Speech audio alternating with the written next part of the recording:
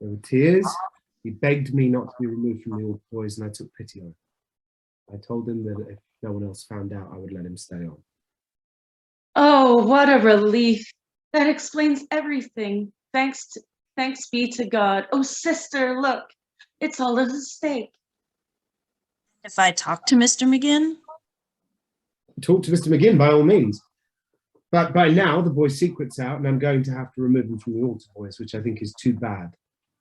That's what I was trying to avoid. Oh, you were trying to protect the boy. That's right.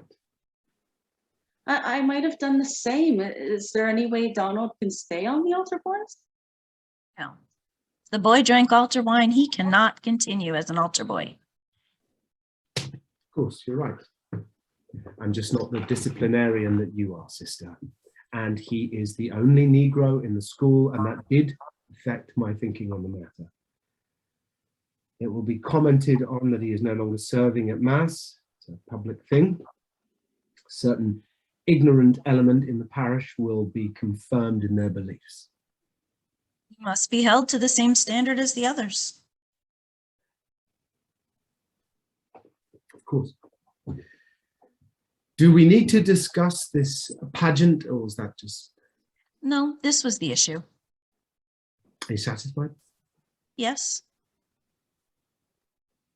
And I'll be going. I have some writing to do. Intolerance. That's right.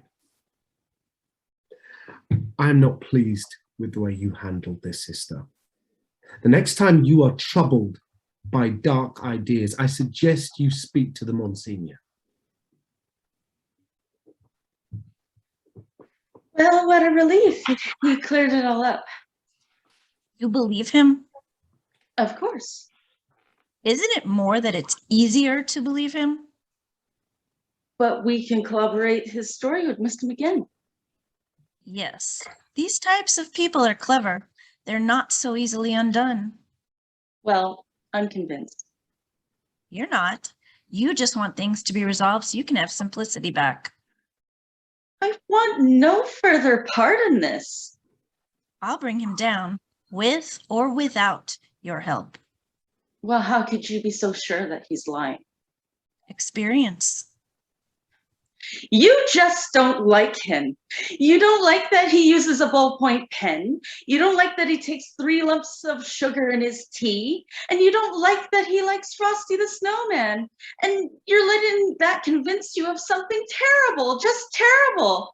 Well, I like Frosty the Snowman. And it would be nice if this place wasn't ran like a prison. And I think it's a good thing that I love to teach history. And that might inspire the students to love it as well. And if you judge that to mean that I'm not fit to be a teacher, then so be it. Now, in ancient Sparta, important matters were decided by who shouted loudest. Fortunately, we are not in ancient Sparta. Now, do you honestly find the students in this school to be treated like inmates in a prison? No, I don't.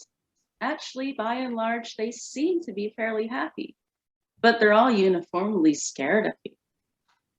Yes, that's how it works. Sit there. Hello, this is Sister Aloysius Bouvier, the principal of St. Nicholas. Is this Mrs. Muller? I'm calling about your son, Donald. I would like you and your husband to come down here for a talk. When would be convenient?